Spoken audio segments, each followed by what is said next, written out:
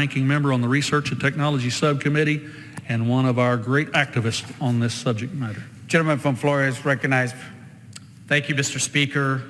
Since 1904, Bethune-Cookman University, a historically black college, has contributed to a rich, diverse history in my district in Florida. For 4,000 students proudly call this university home, and in Florida's 6th congressional district, we're proud of all Bethune-Cookman's accomplishments, especially in the STEM fields. And I personally look forward to seeing the statue of Dr. Mary McLeod Bethune represent the great state of Florida in Statuary Hall very soon. Minorities make up 30% of the U.S. population, but nationwide we are seeing a gap in minority representation in STEM fields. Believe it or not, minorities account for only 11% of the STEM workforce.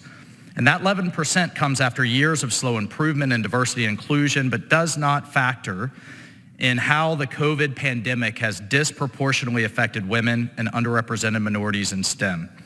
There is fear that this limited progress may be undone by the COVID-19 crisis.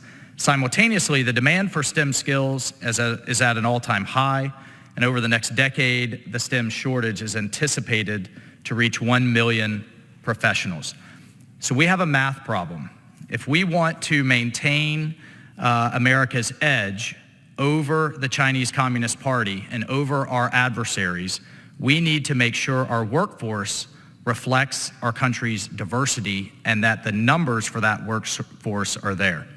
We must commit to increasing participation in the STEM enterprise and supporting individuals and institutions disproportionately impacted by the coronavirus pandemic. Minority-serving institutions like Bethune-Cookman University play a critical role in bringing members of underrepresented groups into STEM training and career fields. By partnering with MSIs, the bill we're considering today will help increase the capacity for minority students in STEM curricula and encourage partnerships with industry and federal laboratories. And while the Chinese Communist Party is trying to leapfrog America in STEM, this bill will enhance our domestic workforce to compete. If America wants to lead militarily, economically, and globally, we must lead in STEM. Mr. Speaker, I would be remiss to not mention the importance of women as well in STEM. As I have said countless times since I've been elected, and will continue to say from my experience as a Green Beret around the globe, where women thrive in business and in civil society and in politics, the fact is that extremism does not thrive. And so for that reason, amongst others, diversity in STEM is a national security issue. And for Volusia County, in my district, just north of Cape Canaveral, Florida, and the Kennedy Space Center, we are seeing countless businesses participate in workforce programs like the Space Coast Consortium Apprentice Program. This program and others are making huge strides to advance STEM curriculum and workforce development.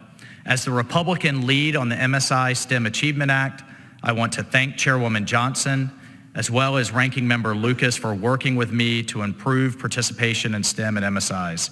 For America's continued predominance in science and technology, I urge my colleagues to support this important bill and for its passage. And with that, Mr. Speaker, I yield my time.